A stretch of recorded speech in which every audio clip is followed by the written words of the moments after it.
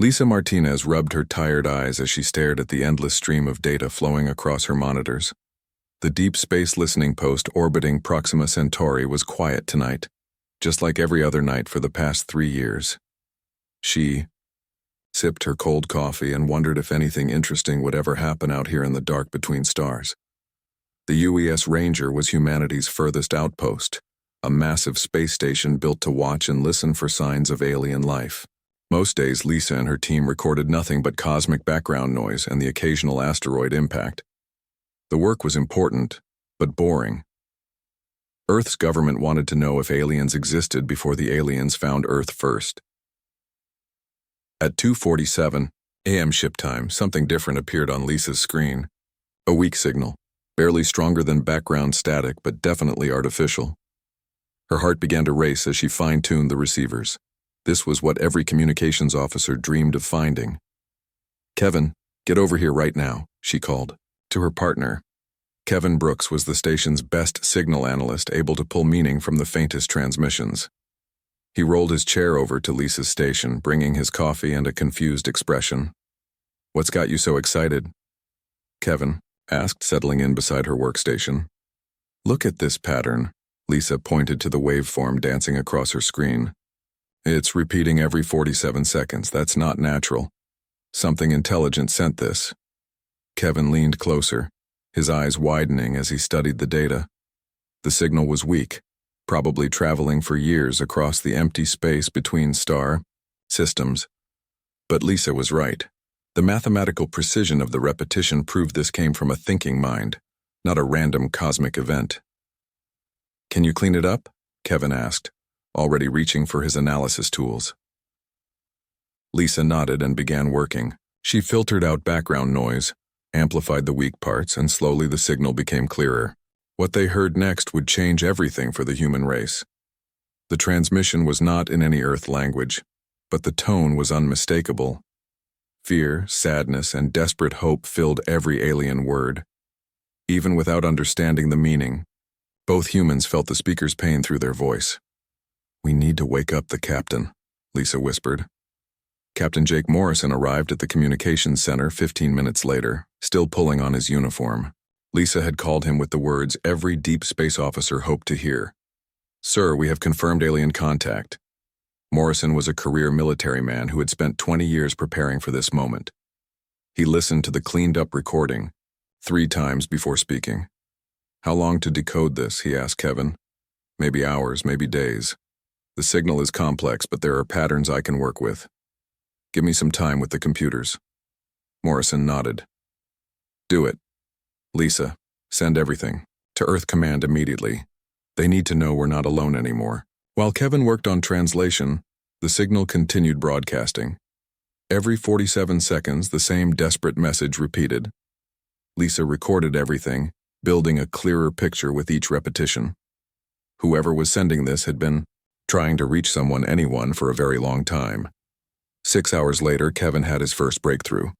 The alien language used mathematical concepts that were universal. Numbers, ratios, and basic physics formed the foundation of their communication. From there, he began building a translation matrix. "I've got something," Kevin announced to the crowded communications center. Captain Morrison, Lisa, and 3 other officers gathered around his workstation. The computer spoke in a flat, artificial voice, translating the alien words. "Help us. We are dying. Our world burns. The raiders take our children. We have no weapons. We are peaceful. Please, someone hear us. We ask only that someone remember we lived with honor." Silence filled the room. The simple, heartbreaking message hit everyone like a physical blow. Somewhere among the stars, an entire species was crying out for help that might never come. "There's more," Kevin continued, working frantically. "They call themselves Cathera. Their homeworld is called Aquos. They're being attacked by something called the hegemony. The raiders are taking prisoners as slaves and stripping their planet of resources." Captain Morrison felt his jaw tighten. The first contact with alien life, and it was a distress call from victims of what sounded like genocide. "Can you locate the source?" Morrison asked. Lisa had been working on that problem all morning. The signal originated from the Kepler 442 system, about 200 light-years from Earth. It's been traveling for 12 centuries to reach us. The captain realized the horrible truth immediately. The message they were hearing was over 1,000 years old. The Cathara who sent it were long dead. Their children and grandchildren for 40 generations were either dead or enslaved. Yet, somehow their final plea for help had found its way to Earth. Morrison made a decision that would echo through history. Send everything to Admiral Carter at Earth Command. Full priority transmission. Tell her we have confirmed alien contact, and we have a moral obligation to respond. The transmission to Earth took 4 hours to arrive. Admiral Helen Carter was in a budget meeting when her aide burst in with the decoded alien message. She listened to the Cathara's plea 3 times before speaking. Cancel all my appointments, she told her staff. Call an emergency session of the Defense Council and get me every expert on alien contact we have. Within 6 hours, Earth's most powerful leaders were gathered in the secure conference room deep beneath Geneva. The Cathara message played through speakers while military officers, scientists, and politicians absorbed the implications. Dr. Amanda Price, Earth's leading expert on theoretical alien contact, spoke first. The linguistic analysis confirms this is genuine. The mathematical foundation of their language, the astronomical references, and the physics described in their message all check out. These beings are real, and they were crying out for help. General Robert Stone, head of military planning, raised the obvious concern. The message is over 1,000 years old. There's probably nothing left to save. Maybe, Dr. Price replied, but we won't know unless we go and look. This could be our first chance to make contact with alien intelligence. Even if we only find ruins and records, the scientific value would be immeasurable. Admiral Carter listened to the debate for 2 hours before making her decision. The Cathara had asked for help from any civilized species that might hear their call. Humanity had heard. Humanity would answer. I'm authorizing Operation Guardian Angel, Carter announced. We're going to Kepler 442 to see what's left of the Cathara and find out what happened to them. If there are survivors, we'll help them. If there are raiders still operating in that system, we'll deal with them. The room fell silent as everyone realized what this meant.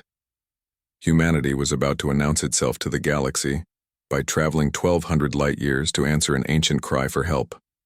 Whatever they found at Kepler 442 would determine how the rest of the universe saw the human race. Prepare the fleet, Admiral Carter ordered. We're going to war. Earth's orbit buzzed with activity like a disturbed anthill. Ships that had been scattered across human space came rushing back to Luna Station, the massive military base floating in the shadow of Earth's moon. Admiral Helen Carter stood in the command center watching dozens of warships dock at the enormous station. She had called for the largest fleet in human history, and her captains were answering. The first to arrive was the heavy cruiser UES Thunder, commanded by Captain Maria Santos. The Thunder was built for one purpose: to kill other warships quickly and efficiently. Its plasma cannons could melt through 3 feet of armor plating, and its missile bays held enough firepower to crack a small moon. Captain Santos reported to Admiral Carter within an hour of docking. My crew is ready, Admiral, Santos said, saluting crisply. We've been running combat drills for 6 months. The Thunder is as ready for war as she'll ever be. Carter nodded. She knew Santos by reputation. The woman had fought pirates in the outer colonies for 10 years and never lost a battle. If the alien raiders were still active in the Cathara system, they would learn what human military efficiency looked like. More ships kept arriving. The destroyer UES Lightning brought news from the patrol fleets. Captain Danny Wright reported that his ship had been hunting smugglers near Jupiter when the recall order came through. My crew wants to know what we're fighting, Admiral, Wright said. The men are talking. They heard rumors about alien contact. Carter looked out at the growing fleet. Word was spreading despite all attempts at secrecy. The communications between Earth and the deep space stations had been intercepted by too many people. Soon everyone would know that humanity was preparing for its first interstellar war. Tell your crew they'll be briefed when we launch, Carter replied. For now, just focus on getting your ship ready for long-range combat. The fleet's flagship arrived on the 3rd day. The UES Retribution was the pride of the human navy. a massive dreadnought that took 5 years to build. Its crew of 800 included the best officers and soldiers Earth could produce. Carter transferred her flag to the Retribution immediately. Standing on the bridge of her new command, Carter watched the final ships arrive. 12 heavy cruisers, 36 destroyers, and support vessels carrying Marines and supplies. The fleet represented 20 years of military buildup and preparation for threats that might never come. Now those threats had a name: the hegemony. Colonel Ryan Edwards commanded the Marines who would board the ships heading to Kepler 442. He was a hard man who had fought in every human conflict of the past decade. His soldiers respected him because he never asked them to do anything he wouldn't do himself. When Carter called him to the briefing room, Edwards brought his top sergeants. "Gentlemen, we're going to war against an enemy we've never seen," Carter began. "They call themselves the hegemony, and they make their living by attacking peaceful species and taking slaves." She activated the holographic display showing the Kithra message. The alien voice filled the room, speaking words of fear and desperation that needed no translation. Every Marine in the room felt their anger building as they listened. "The Kithara are completely peaceful," Carter continued. "They have no weapons, no military, no concept of warfare. The hegemony has been harvesting them like cattle for over 1,000 years." Sergeant Bill Murphy, a veteran of the Mars Rebellion, spoke up. "What's our mission, Admiral? Rescue or revenge?" Carter's expression grew cold. "Both. We're going to save any Kithara who are still alive, and we're going to make sure the hegemony never hurts anyone again." While the Marines prepared for ground combat, the technical crews worked around the clock to upgrade the fleet's weapons. Dr. Amanda Price had been studying the fragments of hegemony technology found in the Kithara message. Their ships used primitive fusion drives and simple energy weapons. Human technology was centuries ahead. Chief Engineer Tom Bradley oversaw the installation of new quantum torpedoes on every ship. These weapons could destroy a city from orbit, but they were designed with precision in mind. The fleet needed to be able to eliminate enemy ships without harming civilian prisoners. "Each torpedo has its own targeting computer," Bradley explained to the weapon officers. "They can track moving targets and adjust their explosive yield. We can crack a ship's hull without vaporizing everyone inside." The intelligence section worked to understand what they might face at Kepler 442. Lieutenant Commander Alex Torres led a team of analysts studying every scrap of data from the Kithara transmission. They built computer models of hegemony ships and tactics based on the limited information available. "They rely on overwhelming numbers," Torres reported to the senior officers.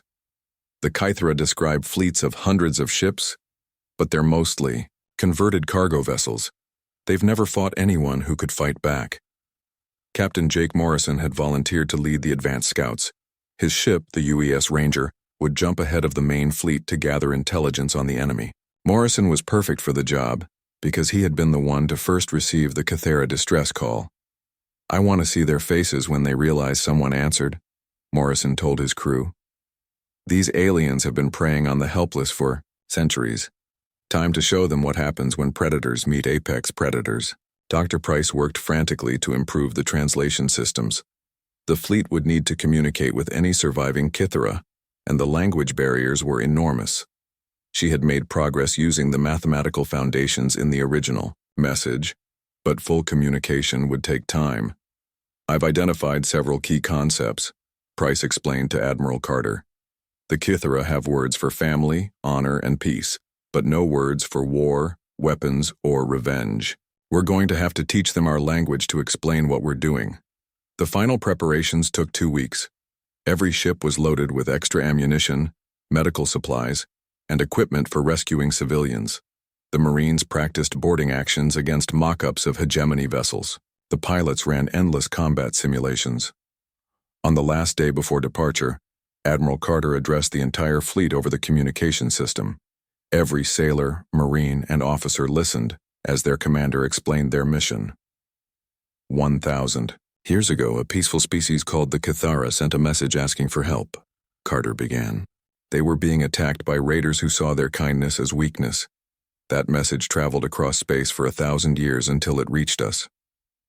The Admiral paused, letting her words sink in. We are humanity's answer to that call for help. We're going to Kepler 442 to find out what happened to the Kythera. If there are survivors, we'll protect them. If there are raiders still operating, we'll destroy them. Carter's voice grew harder. The galaxy is about to learn something important about the human race. We don't tolerate bullies. We don't ignore cries for help. And we never, ever forget our friends or forgive our enemies. The fleet launched the next morning. 49 ships jumped into hyperspace carrying humanity's message to the stars. Admiral Carter stood on the bridge of the Retribution, watching the stars stretch into lines as they accelerated beyond light speed. Course set for Kepler 442, reported the navigation officer. Time to arrival at maximum speed? Carter asked. 6 months, Admiral. Carter nodded. 6 months to cross 1,200 light-years and arrive in a system where an unknown enemy had been operating for centuries. Whatever they found there would determine how the rest of the galaxy saw humanity. Send a message to all ships, Carter ordered. Tell them to use the travel time wisely. When we arrive, there will be no second chances and no mercy for slavers. The human fleet disappeared into the darkness between stars, carrying death to those who preyed on the innocent. 6 months later, the human fleet dropped out of hyperspace at the edge of the Kepler 442 system. What they found made even hardened soldiers sick to their stomachs. Admiral Carter stood on the bridge of the Retribution, staring at the sensor, readings that showed a nightmare beyond human imagination. The system that had once been home to the peaceful Kythera was now an industrial hellscape. 3 planets showed massive strip mining operations that had torn away entire continents. Floating factories the size of cities drifted through space, processing raw materials into ships and weapons. The beautiful blue world of Aquos, once covered in pristine oceans, now had ugly brown scars across its surface where the water was being slowly poisoned. Get me a full scan of everything in this system, Carter ordered her sensor officer. I want to know exactly what we're dealing with. Lieutenant Jenny Walsh worked at her console, her face growing pale as more data came in. Admiral, I'm reading over 200 ships in the system. Most are concentrated around Aquos. They're not military vessels, ma'am. They look like converted cargo ships with weapons bolted on. Captain Morrison's voice crackled over the communication system from his scout ship. Admiral, you need to see what we're picking up from the planet's surface. I'm sending the data now. The main screen filled with images that would haunt everyone who saw them. Massive floating platforms hovered over Aquos's dying oceans, connected by bridges and transport tubes. The platforms were factories, but not for making machines or materials. They were processing centers for living beings. Dr. Amanda Price, who had traveled with the fleet to study the Kythera, watched the images with tears streaming down her face. Those are concentration camps, she whispered. They're treating the Kythera like farm animals. The platforms held thousands of alien prisoners in cramped pens barely large enough for them to move. The Kythera were beautiful creatures looking like large dolphins with delicate hands that could manipulate tools. They were clearly intelligent, working together to comfort their young and protect the weak. But they were trapped, helpless against their captors. Zoom in on Sector 7, Morrison's voice commanded from his hidden position near the planet. The image focused on one of the larger platforms. Human observers watched in horror as Kythera families were separated into different groups. Some were fitted with electronic collars and loaded onto transport ships. Others were taken to a different section of the platform where the humans couldn't see what happened next, but the screams that came through the radio transmissions told the story. Colonel Edwards, monitoring the transmissions from the Marine Bay, felt his hands clench into fists. Admiral, my men can be ready for assault in 30 minutes. Just give us the word. Hold position, Colonel, Carter replied, though her own voice was tight with anger. We need more intelligence before we move. Captain Morrison activated his ship's cloaking device and moved closer to Aquos. The UES Ranger was equipped with the most advanced stealth technology humanity had developed.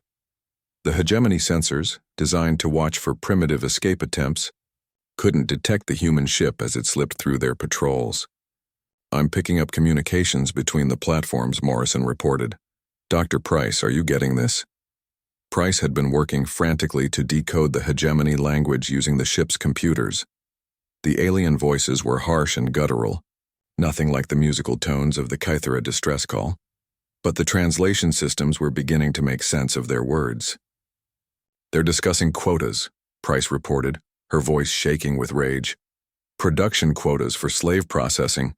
They're talking about the Kythera like they're products on an assembly line." The humans listened to more intercepted communications, each transmission making them angrier. The hegemony forces were casual about their cruelty, joking about the resistance they had encountered from Kythera parents trying to protect their children. They complained about the work being boring because their victims were too peaceful to provide any real challenge. "Admiral," Morrison called urgently, "I've located the source of the original distress signal. There's a special holding area on the main platform. I'm reading one life sign that matches the vocal patterns from the message we received." Carter felt her heart race. "You mean the Kythera who sent the distress call is still alive?" "It appears so. They're keeping her as some kind of trophy. The hegemony commander seems to enjoy making her broadcast surrender messages to any surviving Kythera colonies." The main communication screen flickered, showing a feed that Morrison was intercepting from the planet's surface. An elderly Kythera female floated in a small tank, barely large enough for her body. Her beautiful silver skin was marked with scars and her large eyes were dim with exhaustion, but when she spoke, her voice still carried the dignity that had moved humans across 1,200 light-years of space. "I am Elder Naya of the Kythera," the alien said in her native language. Dr. Price's computers translated in real time. "2. Any of my people who still live free, do not try to rescue us. Save yourselves. Find new worlds far from this place. Remember us as we were, not as we have become." The image switched to show the hegemony commander, an insect-like creature with a chitinous shell and multiple arms. He spoke in his harsh language, and the translation system rendered his words in flat, emotionless text. "See how your elder begs for mercy. This is the fate of all who resist the hegemony. Submit now and your deaths will be quick." Admiral Carter had seen enough. She turned to her communication officer. "Send a message to all ship commanders. Silent running protocols are now in effect. No transmissions, no active sensors. We're going to watch these monsters for exactly 24 hours to learn their patterns. Then we're going to kill every single one of them." The human fleet spread out through the outer system, invisible to hegemony sensors, but watching everything. Captain Santos positioned her heavy cruiser UES Thunder near the main shipping lanes. Captain Wright took his destroyer UES Lightning to observe the mining operations on the outer planets. Every human ship found a position where they could strike when the time came. As the hours passed, the full scope of the hegemony operation became clear. They had been strip mining this system for centuries, using Kythera slave labor to build their fleet and supply their empire. The population that had once numbered in the millions was now down to less than 200,000, scattered across the processing platforms and slave ships. Dr. Price worked through the night, analyzing every transmission she could intercept. "Admiral, I found something important. The hegemony fleet here is commanded by someone called Warlord Scrix. He's been using this system as his personal kingdom for over 50 years. But there's more. He's been sending regular reports back to the hegemony homeworlds about his operations." Carter understood immediately. "How often does he report?" "Once every 6 months. His last report was 3 months ago, which means his next one is due in 3 months. If we're going to move, we need to make sure no word of our presence gets back to their government." The Admiral made her decision. The hegemony had turned first contact with humanity into a rescue mission that would become an extermination campaign. There would be no prisoners, no negotiations, no mercy for slavers. "Signal all ships," Carter ordered. "In 18 hours, we begin Operation Cleanup. Our mission is simple. Rescue every possible Kythera survivor and ensure that no hegemony vessel leaves this system alive. The galaxy is about to learn what happens when you hurt beings under human protection." The human fleet settled into position, 49 ships carrying the combined fury of a species that had crawled up from the bottom of a deadly world to become apex predators. They had traveled 1,200 light-years to answer a cry for help, and they were about to deliver justice with overwhelming force. Elder Naya's voice continued to broadcast her messages of surrender, not knowing that her people's prayers had finally been answered. Help had come from the stars, and it wore human, faces filled with righteous anger. The war began at 600 ship time when Lieutenant Sarah Johnson's stealth destroyer UES Phantom struck the first blow. Her target was a hegemony communication relay floating in the outer system, a massive antenna array that connected all enemy forces throughout Kepler 442. The relay disappeared in a flash of quantum fire, leaving no debris and no warning for the enemy. Admiral Carter watched from the bridge of the Retribution as her carefully planned assault unfolded. The human fleet had spent 24 hours studying enemy patterns and identifying weak points. Now they would demonstrate what happened when a species evolved from hunters decided to wage war. Communication relay destroyed, Johnson reported, over the secure channel. The enemy is now deaf and blind to anything happening outside their local patrol zones. Captain Morrison led the next phase from his position near Aquas. The UES Ranger had identified 6 isolated hegemony patrol ships, guarding the approaches to the planet. These vessels were old cargo haulers with basic weapons, designed to intimidate helpless civilians rather than fight real warships. Wolfpack, this is Ranger Leader, Morrison called to the attack squadron. Begin your runs now, Commander Nick. Davis answered from his destroyer UES Hunter. Copy that, Ranger Leader. Wolfpack is moving to attack. The human destroyers emerged from hyperspace at point-blank range, appearing within weapon distance of their targets before the hegemony crews could even sound an alarm. Plasma cannons that could melt through battleship armor tore apart the lightly, protected patrol vessels in seconds. Within 10 minutes, 6 enemy ships had been reduced to expanding clouds of superheated gas. Warlord Scrix felt the first stirrings of concern when his communication officer reported losing contact with the Bui outer patrol network. The insect-like commander had ruled this system for 50 years, growing fat and lazy on easy victories against defenseless prey. His first assumption was equipment failure. Send repair crews to check the relay stations, Scrix ordered from his command platform orbiting Aquos. These old systems break down constantly. But when the repair crews failed to report back and more patrol ships went silent, even Scrix began to understand that something was wrong. He ordered his remaining ships to form defensive positions around the slave processing platforms. If someone was attacking his operation, they would have to come through his fleet to reach the prisoners. This was exactly what Admiral Carter had been waiting for. The hegemony commander had just made the fatal mistake of clustering his forces in a predictable formation. Human military doctrine called this a target-rich environment. All ships, this is Admiral Carter, she announced over the fleet communication system. The enemy has taken the bait. Begin Phase 2. Major Patricia Lopez led the 3rd Assault Squadron in a devastating attack on the hegemony supply depot orbiting the system's 4th planet.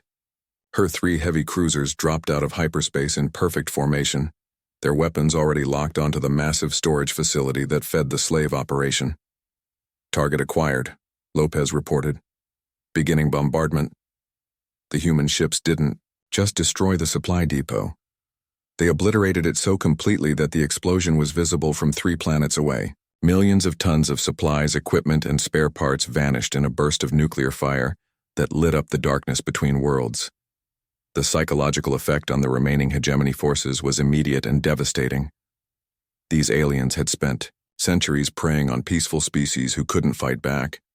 They had no experience with an enemy that struck from nowhere, destroyed everything in their path, and vanished before retaliation was possible. Unknown vessels, identify yourselves. Warlord Scrix broadcast on all frequencies. You are trespassing in hegemony space. Withdraw immediately or face the consequences. Admiral Carter's response came not in words, but in action. Commander Roy, Peterson's heavy cruiser UES Vengeance appeared directly above the main slave processing platform, close enough that the hegemony gunners couldn't miss. But when they opened fire, their primitive energy weapons splashed harmlessly against the Vengeance's advanced shields. Peterson's return fire was precisely targeted. Quantum torpedoes struck the platform's weapon systems and guard towers, eliminating the hegemony's ability to threaten the Cathara prisoners without damaging the holding areas. Within minutes, the platform was defenseless. "This is Commander Peterson to all hegemony forces," he broadcast. "You have 30 seconds to abandon this platform before I turn it into scrap metal." The hegemony guards fled in panic, leaving their prisoners undefended for the first time in decades. Colonel Edwards was ready with his Marines, launching boarding shuttles from ships positioned throughout the system. The 1st Marine Expeditionary Force had trained for this moment, practicing rescue operations in zero gravity and hostile environments. "Marines away," Edwards reported as his shuttles raced toward the processing platforms. "Estimated time to secure the prisoners is 20 minutes. But Warlord Scrix wasn't finished. In his desperation, he made the mistake that sealed his fate, and the fate of every hegemony soldier in the system. He ordered his remaining ships to begin executing Cathara prisoners, hoping to force the mysterious attackers to negotiate. Captain Morrison, monitoring enemy communications from his hidden position, immediately reported the executions to Admiral Carter. Her response was swift and final. "All ships weapons free," Carter announced, her voice cold as space itself. "No prisoners, no mercy, no survivors. Kill them all." The gloves came off. Human ships that had been conducting surgical strikes now unleashed their full destructive power. Captain Santos brought UES Thunder into direct combat with a group of 20 hegemony vessels. Her heavy cruiser was outnumbered, but the enemy ships were like children throwing stones at a tank. "Plasma cannons firing," Santos reported, as her weapons tore through the enemy formation. "Multiple targets destroyed. These aliens don't know how to fight." The space battle that followed demonstrated the vast gulf between species that evolved as prey and those that evolved as apex predators. Hegemony ships, designed for intimidating helpless victims, crumbled before weapons designed to kill other humans in the brutal wars of Earth's history. Dr. Price, monitoring the rescue operations from the medical bay, established contact with surviving Cathara resistance groups hiding in Aquas's deepest ocean trenches. A young Cathara leader named Coral, daughter of Elder Naya, coordinated with the human forces to identify civilian shelter locations.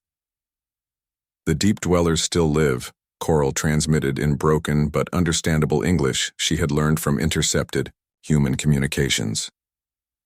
"We hide in the dark places where the metal shells cannot follow, but we are few. So very few." The human assault continued for 18 hours. Every hegemony ship that tried to escape the system was hunted down and destroyed by waiting human vessels. Captain Wright's destroyer UES Lightning alone accounted for 12 enemy kills as fleeing slavers ran directly into his weapons.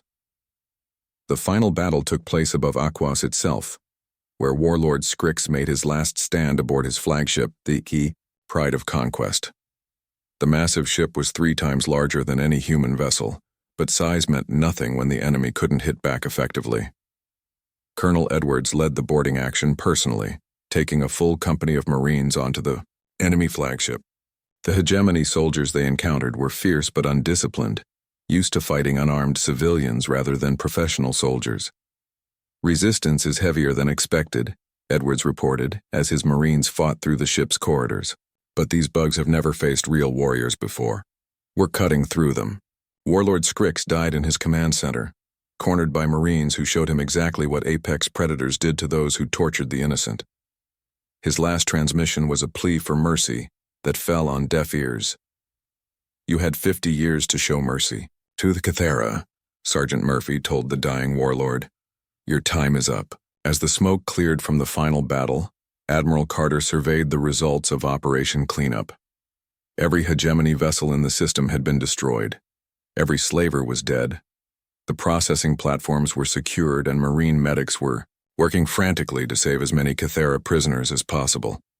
"Admiral," Captain Morrison reported from the main platform, "we found Elder Naya.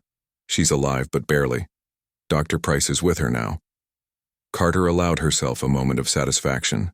They had traveled 1,200 light years to answer a cry for help, and they had delivered justice with overwhelming force. But the war was far from over.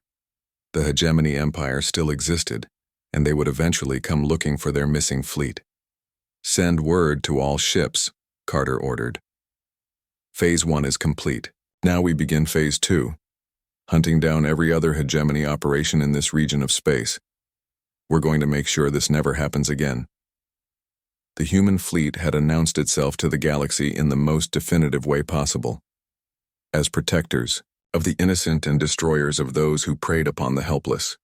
3 days after the last Hegemony ship burned in space, Admiral Carter stood in the medical bay of the UES Retribution, watching Dr. Price work to save Elder Naya's life. The ancient Kithra floated in a specially designed tank filled with clean seawater from Aquas, her silver skin slowly healing from decades of abuse. "She's stronger than she looks," Dr. Price said softly. 50 years of captivity, and she never stopped hoping someone would hear her message. Elder Naya's large eyes opened, focusing on the humans around her tank. When she spoke, her voice was weak but filled with wonder. Dr. Price's translation computer rendered her words in real time. "The Sky Warriors came," Naya whispered. "After so many years of darkness, the light finally reached us." Carter leaned closer to the tank. "We heard your call, Elder. We came as fast as we could." "Too late for so many," Naya replied, tears mixing with the seawater around her. "My people numbered 8 million when the metal shells first came. Now we are less than 200,000. The number hit Carter like a physical blow. An entire civilization had been nearly wiped out while humanity was still learning to build spaceships. But they had saved who they could, and now they would make sure it never happened again. Colonel Edwards entered the medical bay with his final casualty report. The rescue operations had cost 12 human lives, brave Marines who died fighting, through the processing platforms to reach trapped civilians. It was a small price compared to what they had saved, but Edwards felt every loss personally. "Final count, Admiral," Edwards reported. "We've rescued 180,000 Kithra from the platforms and ships. Medical teams are working around the clock, but many of them are in bad shape. Years of forced labor and poor conditions have weakened them badly." Through the medical bay's windows, they could see the rescue ships working above Aquos. Human vessels were ferrying survivors down to the planet's remaining clean ocean areas, where Kithara, who had hidden in the deep trenches, were helping their rescued relatives recover. Coral, Elder Naya's daughter, had become the unofficial leader of the survivors. She swam through the medical bay in a portable tank, translating between her people and the human doctors. Her English had improved dramatically in just 3 days, showing the intelligence that made the Kithra such valuable slaves to their captors. "My people want to understand," Coral said to Admiral Carter. "Why did the Sky Warriors travel so far to help strangers? The metal shells always told us that all species were selfish, that no one would ever care about the Kithra." Carter considered her answer carefully. "How do you explain human morality to a species that had been taught the universe was cruel and empty?" "Because that's what good people do," Carter finally said. "When someone calls for help, you answer. When innocents are threatened, you protect them. Your people did nothing wrong. The Hegemony were the criminals." Captain Morrison interrupted with an urgent communication from his intelligence team. "Admiral, you need to see what we found in the Hegemony databases. It's worse than we thought." The command briefing room filled with senior officers as Morrison activated the holographic display.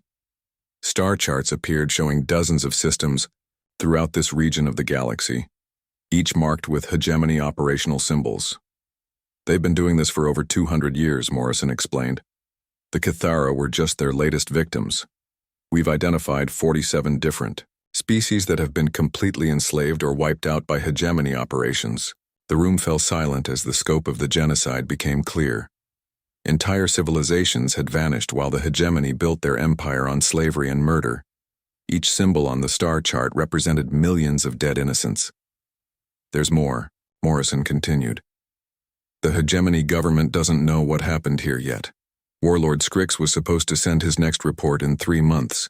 We have a window of opportunity to strike at their other operations before they realize we exist." "Doctor," Price studied the intelligence data with growing excitement. "Admiral, look at this." The hegemony isn't as united as they pretend. They're more like a collection of warlords competing for territory. If we hit their major operations simultaneously, we could cripple them before they can organize a response. Admiral Carter made the decision that would define humanity's role in the galaxy for generations to come. Signal Earth Command. Tell them we need the Second Fleet dispatched immediately. We're not going home until every hegemony slaver in this region is dead. The response from Earth came within hours. The government had been monitoring the Kepler 442 operation through quantum communication relays. The footage of hegemony atrocities had reached every major leader on Earth, and the decision was unanimous. "Admiral, this is Earth Command," came the transmission from Admiral Harris. "The Second Fleet is already launching. You have full authorization to expand operations against hegemony targets. The President sends her personal congratulations and orders. Show no mercy to slavers." While the human fleet prepared for expanded operations, the Kythera began the long process of rebuilding their civilization. The survivors were traumatized, but not broken. They worked together to restore their damaged cities and care for their rescued relatives. Elder Naya, growing stronger each day, became the bridge between her people and their human protectors. She taught Dr. Price the true history of the Kythera, a peaceful species that had developed art, music, and philosophy while never learning to make weapons. "We always believed that intelligence would protect us," Naya explained. "We thought that any species advanced enough for space travel would be wise enough to choose peace. The metal shells taught us how wrong we were, but the Kythera were learning new concepts from watching their rescuers." Coral approached Colonel Edwards one day with a question that surprised the hardened Marine. "Colonel Edwards, my people want to know about justice. We never had this word before the Sky Warriors came. Can you teach us what it means?" Edwards looked out at the ocean where Kythera families were reuniting after decades of separation. "Justice means that bad people pay for the harm they cause. It means protecting those who can't protect themselves. Your people are learning justice by watching us work."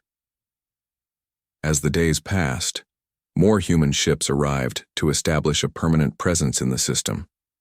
Engineers began building orbital defense platforms around Aquos, ensuring that no future raiders could threaten the Kythera homeworld. The message was clear: this species was now under human protection. The final ceremony took place on the shores of Aquos's largest continent. Elder Naya, supported by portable life support equipment, addressed both her own people and the human crews who had saved them. Her words were broadcast throughout human space, becoming the foundation of humanity's reputation as galactic protectors. "For 50 years, we cried out in the darkness, believing we were alone," Naya said. "But somewhere among the distant stars, the Sky Warriors heard our voices. They traveled across the great empty to answer our call. They fought the metal shells and won. They gave us back our freedom and our dignity." She paused, her large eyes reflecting the light of Aquos's twin suns. "The Sky Warriors taught us that the universe is not empty of compassion. Good still exists among the stars, and evil will be punished by those brave enough to fight it." "Admiral," Carter stood with her officers, watching the ceremony and thinking about the future. The human fleet would soon jump to the next hegemony system, carrying death to more slavers and freedom to their victims. It would be a long war, fought across dozens of star systems against an enemy that had grown comfortable with cruelty. "Admiral," Captain Morrison said quietly, "do you think we're doing the right thing? Taking on an entire empire?" Carter looked out at the Kythera families playing in the clean waters of their restored homeworld. Children who had never known freedom were learning to laugh again under the protection of human weapons. "Captain, 1,000 years ago, the Kythera sent a message asking for help from anyone who might be listening. Today we answered that call. Tomorrow we're going to make sure no one ever has to send such a message again." The human fleet prepared for departure, leaving behind a garrison to protect Aquos and its people. As they jumped toward their next target, Admiral Carter recorded her final log entry about the Battle of Kepler 442. Today humanity announced itself to the galaxy as protectors of the innocent and enemies of those who prey upon the helpless. We have started something that will echo across the stars for generations. The age of slavers and predators is ending. The age of human justice has begun. The stars stretched into lines as the human fleet disappeared into hyperspace, carrying hope to the oppressed and terror to their oppressors across the galaxy.